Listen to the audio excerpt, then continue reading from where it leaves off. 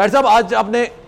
گفتگو بھی کی، پریس کانفرنس بھی کی، میں ڈیٹیل میں بات کروں گا، ایک تو اس فتوے کی جس میں تمام علماء نے سگنیچر کیے، آرمی چیف صاحب سے ملاقات بھی ہوئی، لیکن سب سے پہلے سر یہ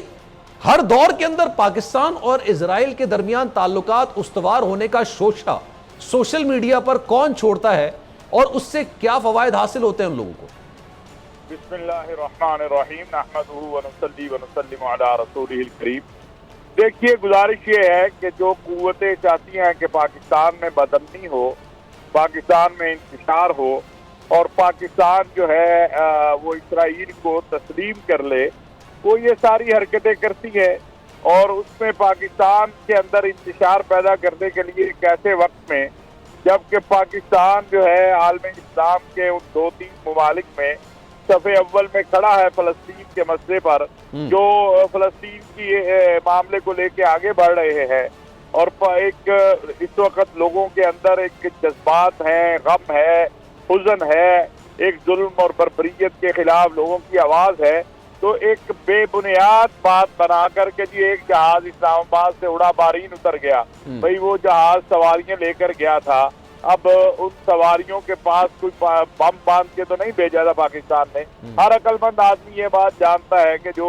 سواریاں لے کے جہاز جا رہا ہے اس میں اسلحہ نہیں جاتا، اور دوسرا ہمارا اسرائیل سے کوئی تعلق ہی نہیں ہے۔ یہ تو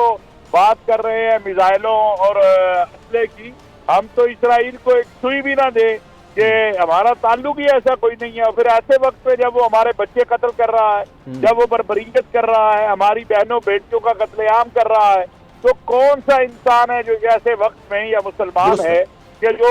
اسرائیل کو کی تائید کر سکتا ہے یا اسرائیل کی حمایت کر سکتا ہے؟ پھر پاکستان کا موقف دیکھیں کہ دنیا کے 56-57 اسلامی ممالک ہیں، ان میں واحد پاکستان کا سپہ سالار ہے کہ جو فلسطینی سفیر کو دعوت دیتے ہیں، اپنے ہاں بلاتے ہیں، ان کو اپنے تعاون کا یقین دلاتے ہیں، کور کمانڈرز کانفرنس ہوتی ہے، اس میں فلسطین کے موقف کی تائید کی جاتی ہے۔ وزیر اعظم پاکستان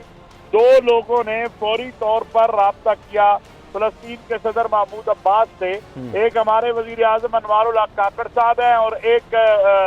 سعودی عرب کے ولی عہد امیر محمد بن سلمان ہے۔ پھر جب ریاض جاتے ہیں ہمارے وزیر اعظم تو سب سے پہلی ملاقات وہ فلسطینی صدر سے کرتے ہیں۔ تو بیسیکلی یہ وہ قوتیں ہیں جو چاہتی ہیں پاکستان میں انتشار ہو، اور ایک ایسے وقت پہ جب انہوں نے دیکھا کہ آرمی چیف سے ملاقات کے بعد تمام مکاتب فکر کے علماء مشائخ ایک آواز ہو گئے، متحد ہو کے انہوں نے پیغام پاکستان کی دوبارہ تائید کی، دوبارہ پیغام پاکستان کو جو ہے وہ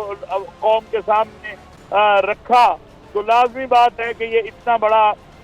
جو اتفاق اور اتحاد اور قوم اور فوج کا اور سپہ سالار اور علماء کے درمیان ہوا، یہ ہضم ہونا بڑا مشکل ہے۔ اور سر یہ جو بات آپ کر رہے ہیں نا بالکل درست کر رہے ہیں، کیونکہ اس کے جو تانے بانے ہوتے ہیں پاکستان کے اندر دہشت گردی کی جو بھی واردات ہوتی ہے یا سوشل میڈیا پر جس طرح سے پاکستان کے حوالے سے کوئی منفی خبریں چلائی جا رہی ہوتی ہیں یا پروپیگنڈا کیا جا رہا ہوتا ہے، اس کے تانے بانے ہمارے پڑوسی ملک سے ملتے ہیں، بھارت اس میں ملوث ہوتا ہے بالواسطہ یا بلا واسطہ۔ آپ کو لگ رہا ہے اس سارے معاملے کے اندر بھی ساری فنڈنگ، سارے معاملات وہیں سے آپریٹ کیے جاتے ہیں؟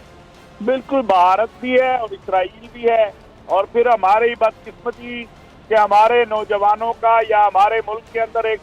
چھوٹا سا گروہ اور ٹولہ ہے کہ جو بغیر سوچے سمجھے دانستہ یا نادانستہ اس طرح کی مہم کا حصہ بن جاتا ہے۔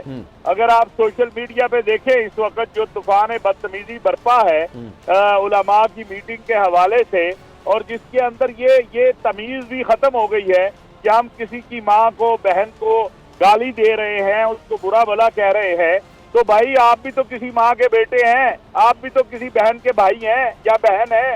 لیکن یہ احساس ہی ختم ہو جاتا ہے۔ ایسے میں سمجھتا ہوں کہ ہمارے لوگوں کو ایسے لوگوں کی طرف توجہ کرنے کی ضرورت ہے، ہماری سیاسی قیادت کو بھی، مذہبی قیادت کو بھی، اور اس گروہ کے جو سرپرست ہے یا اس گروہ کے جو لیڈران ہیں، میں ان سے بھی یہ کہنا چاہتا ہوں کہ کیا جو کسی کی بہن کو گالی دے رہا ہے تو اللہ تعالیٰ نے اسے اس نعمت سے محروم رکھا ہوا ہے؟ جو کسی کی ماں کو برا بھلا کہہ رہا ہے تو اس نعمت سے وہ محروم ہے؟ یہ قابل شرم بات ہے کہ جو بیانیہ اسرائیل اور ہندوستان چاہتے ہیں پاکستان کے خلاف، پاکستان کے اندر کچھ لوگ اس بیانیے کو لے کے چل پڑے۔ اس حوالے سے قوم کو بھی سوچنا ہوگا کہ ایسے گروہ اور ایسے لوگوں کے خلاف قوم کو بھی یک زبان ہونا ہوگا، اور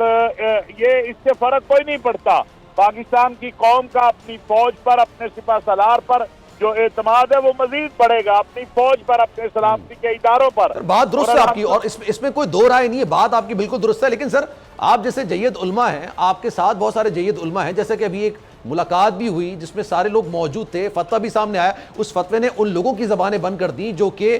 دین کے نام پر معصوم لوگوں کا خون بہاتے تھے، دہشت گردی کیا کرتے تھے، اب اس کا فتویٰ بھی سامنے آ گیا۔ لیکن سر یہ جو دہشت گردی سوشل میڈیا پر ہوتی ہے، جس میں پاکستان کی بدنامی ہوتی ہے، اس کے لیے بھی تو کچھ کام کرنا ضروری ہوگا نا سر، وہ کیا کام ہو سکتے ہیں؟ میں سمجھتا ہوں ایک ہے ذہن سازی، ایک ہے اس کی مذمت، اور ایک ہے اس کی مرمت، دونوں کی ضرورت ہے۔ قانون کو حرکت میں آنا چاہیے۔ اگر FIA اس کی تحقیق کرے تو آپ کو پتہ چلے گا کہ اس پہ 70% سے زیادہ تو انڈیا اور اسرائیل سے اور پاکستان دشمن قوتوں سے یہ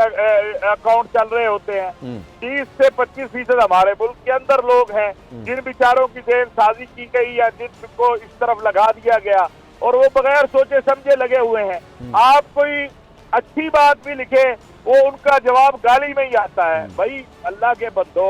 گالی دے کے تم اگلے کا نقصان نہیں کرتے، گالی دے کے تو تم اس کا فائدہ کر رہے ہو، اس کا اجر بڑھ رہا ہے۔ امام اعظم ابو حنیفہ رحمۃ اللہ علیہ نے فرمایا تھا کہ اگر مجھے غیبت کرنی ہوتی تو میں اپنی ماں کی غیبت کرتا تاکہ اس کو ثواب پہنچے۔ یہ گالیاں دیتے ہیں ہمیں، تو اس سے تو ہمیں اجر مل رہا ہے، ہمیں کوئی لیکن ہمیں دکھ ہے، یہ ہمارے نوجوان ہیں، ہماری نسل ہے، ہمارے لوگ ہیں، یہ کس طرف چل پڑے ہیں۔ ہمیشہ مکالمہ اور اچھی بات جو ہے وہ تو بات چیت سے ہوتی ہے، لیکن بدقسمتی ہے کہ ایک گروہ ایسا پیدا ہو گیا ہے کہ آپ السلام علیکم لکھے اس کو بھی جواب میں وہ گالی ہی دیتا ہے، اس کے جواب میں وعلیکم السلام نہیں آتا۔ اور اب تو یہ ماتم جو آپ دیکھ رہے ہیں، جو آرمی چیف جنرل حافظ سید آصف منیر صاحب کی ملاقات کے بعد شروع ہوا ہے، اس کے ہمیں معلوم تھا کہ کیا ہوگا، کیا اور اثرات یہ ہوں گے، پہلے سے ہمیں معلوم ہے۔ بالکل۔ علامہ صاحب thank you so much for your time, بہت شکریہ آپ کے وقت کا۔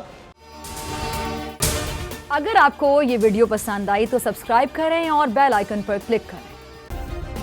سبسکرائب کریں اور بیل دبائیں تاکہ کوئی خبر رہ نہ جائے۔